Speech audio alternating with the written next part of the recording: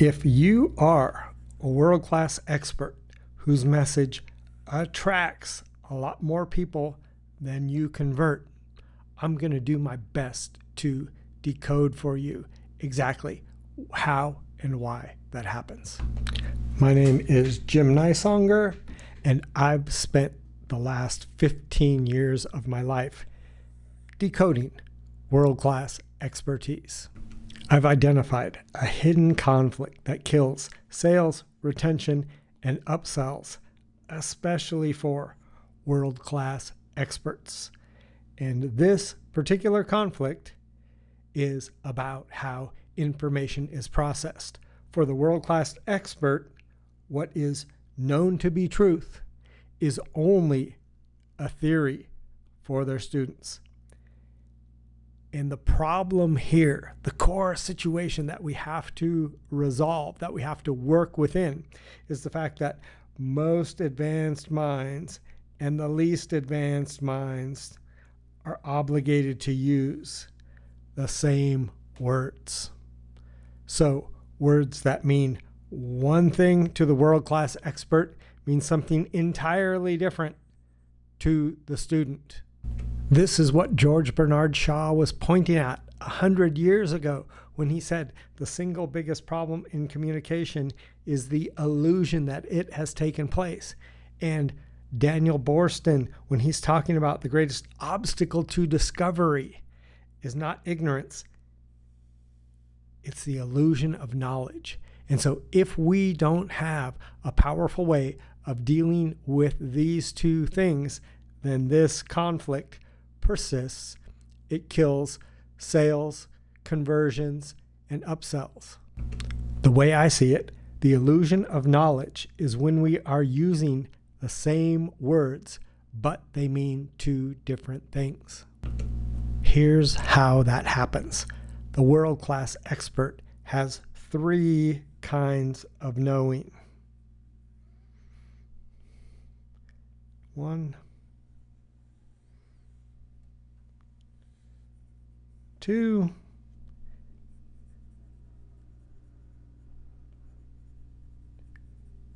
and three. Unfortunately, only one of those can be passed directly to the student. Only one of the three can be directly transferred.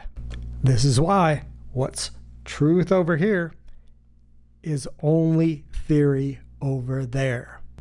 These three different kinds of knowing are intellectual,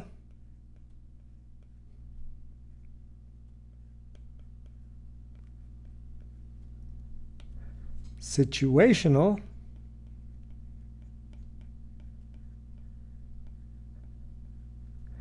and embodied.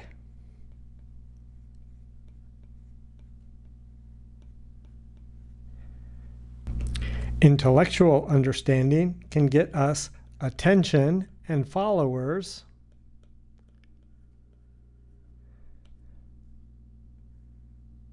but what matters, what gets results, is this interaction of the expert's situational and embodied knowledge. That is wisdom. And so, unfortunately, the student doesn't possess the wisdom that the world-class expert does, and we can't pass it to them directly. This is why Buckminster Fuller said 99% of who you are is invisible and untouchable. This is the core of what I call untold genius. Genius that cannot be spoken. Even though we possess it, we own it. And this is why David Bailey said they can teach you everything in art school except art. If you're a world-class expert, you possess something that I call dynamic, situational,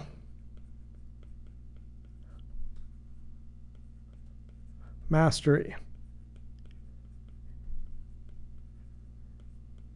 You can handle situations faster than you can possibly think about them, which means that you have this ability. So if we were going to rate on a scale from 0 to 10, what we have up here is what you know and what you can do. There's a small gap between them. That means what you know actually works. This is what makes it truth. That's why it's truth. And then for the student, what they know is only theory. Because what they know, we might be able to increase that by passing static information over to them. But what we don't really touch to any great degree is what they can do. And so this is what sounds good to them,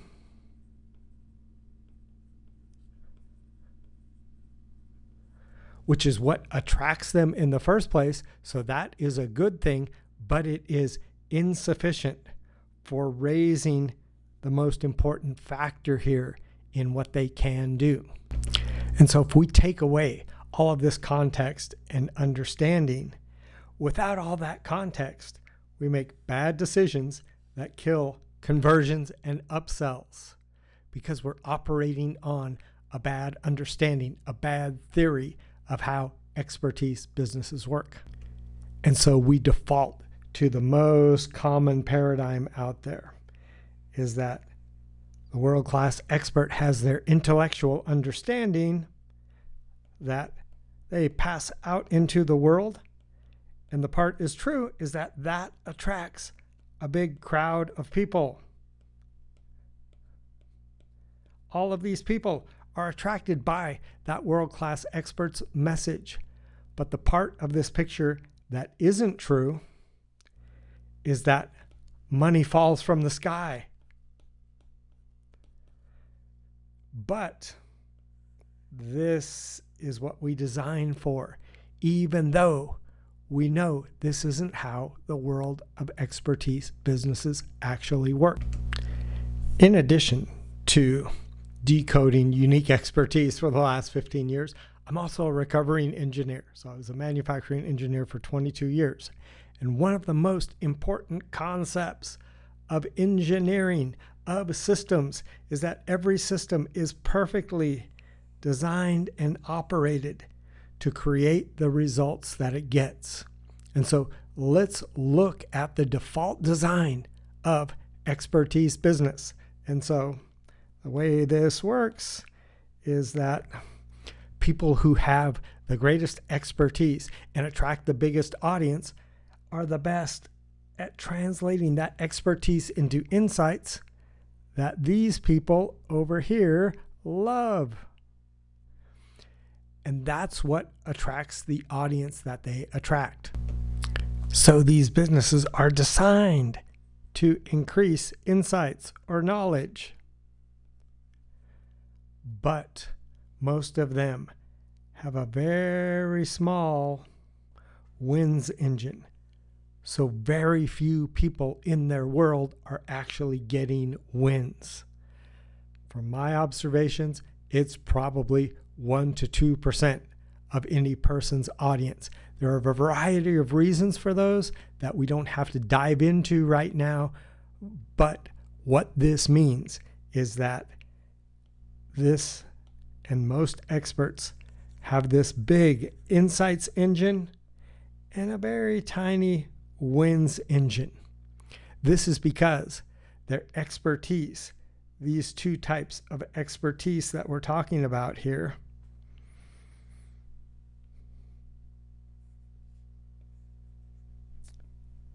don't scale.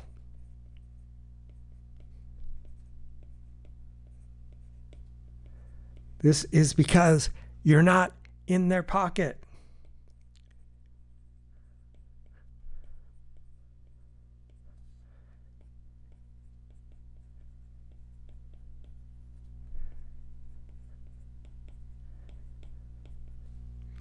And so what happens is that people's ability to implement, actually generate wins, stays very low. And one of the interesting things about people is that we don't rise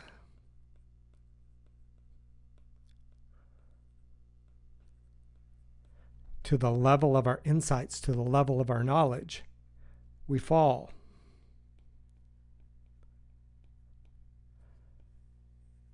To the level of our skills, to the level of what we can actually do in the moment that we need to take action.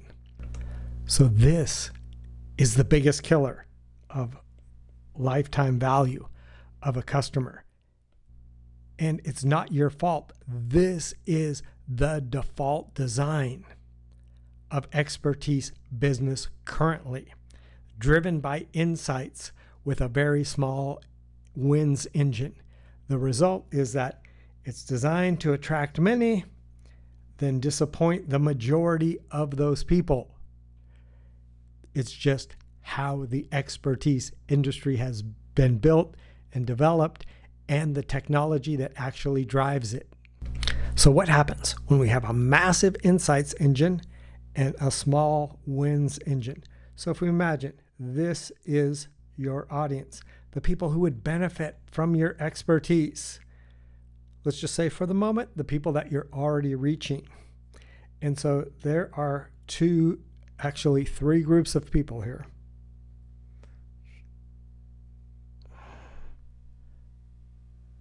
Two groups way out there on the end, and then one big group in the middle.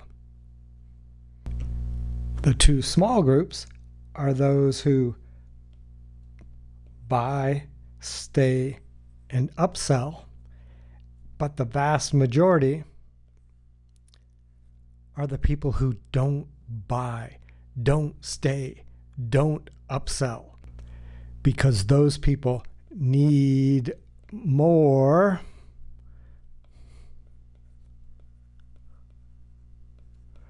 than insights. What attracted them eventually becomes the thing they're not very happy about. Because as we talked on the previous slide, this is a system that is designed to attract many and disappoint the majority. And then what about these two groups at the end? So on one end of the spectrum, we have people that are primarily there for entertainment.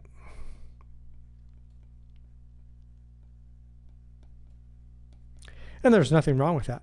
I don't find a problem with the fact that some people just like to collect more and more insights, and that's sufficient for them. They stay, they keep buying, they upsell, they attend things, but don't necessarily apply it. And then there are the people who are going to win no matter what. And so these are the people who already have what they need to win from the insights, whether that is drive, motivation, experience, whatever those things are. It doesn't matter what we call them. These people are going to win no matter what. And the numbers that I've seen for most people is that it is about 95 to 98% of most people's audiences are non-buyers, meaning that if you have a list of 200,000 people, if you have more than 4,000 buyers, you would probably be in the extreme here. Whereas most people who have generated massive attention also have only about 2 to 5% maximum that have converted. And it's all because of the design of the system. So this might not even be a problem for you. So let's check it out. Let's look at some of the symptoms of what happens when a business has a massive insights engine and a very small wins engine. So if you get the same top 10 15 questions all the time. People get stuck in the same places. Keep asking the same things over and over, no matter how many times you explain them to them. Your clients and followers can quote what you say, they can repeat what you say, but they can't apply. You've got to keep getting new leads because of these very small conversion rates just at the ends of your bell curve there. You keep seeing open and click rates go down with people. People content binge at first because they love the insights, and then they ghost because those insights without action, without implementation, without wins become overwhelming. There's some need to motivate people into action. People who are winning don't need to be motivated. And so if your audience isn't motivated, it's probably because they're not winning. Are your coaches and your team burning out around you, trying to keep your system running as well as possible? Do you always need fresh content? Do you have low conversion and upsell rates? Do you have low referral rates? Or are your people winning so big that they're referring all of their friends and your audience is growing on its own without advertising? Do longtime loyalists go silent because they've been around and they found that they're not winning enough to stick around? So they chase the next thing that sounds good. And then with your webinars or live events, whatever you're offering, is the engagement and attendance dropping? If any or all of these things are happening, it's probably because of design of the system. And so if I haven't been clear on the moral of the story yet, insights attract people, wins keep them. And it feels important to just briefly hit upon AI for the moment as well.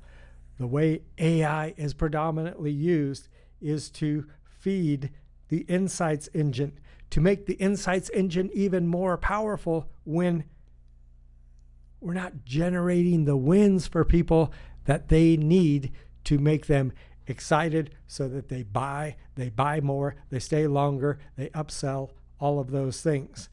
And so basically what's happening with AI to a very large degree, if we fall back to this quote from another person 100 years ago, Rudyard Kipling, who said, "Words are the most powerful drug used by mankind."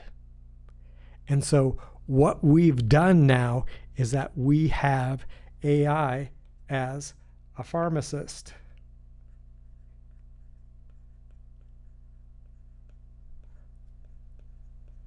To make even more powerful insights engines that attract people and then ultimately let them down if we don't have the wins engine that they need. And so here we are now with another piece of advice. This happens to be 400 years old from Rochefoucauld. And basically what he said is, we can give advice, but we cannot give the wisdom to profit by it. Because the reality is, you had to learn these on your own. Your situational mastery, your embodied mastery, you had to learn, because those are things that cannot be taught. And so what we need to do then is we need to give students a way to build their situational mastery and their embodied mastery so that they start building wisdom.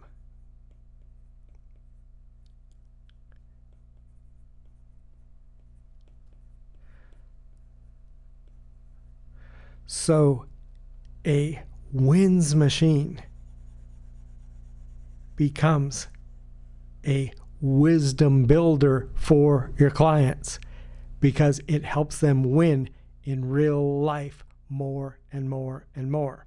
And so what we want to do is we want to help your people build the wisdom to profit from your insights, which means that what we need to do is we need to decode your situational mastery, your embodied wisdom.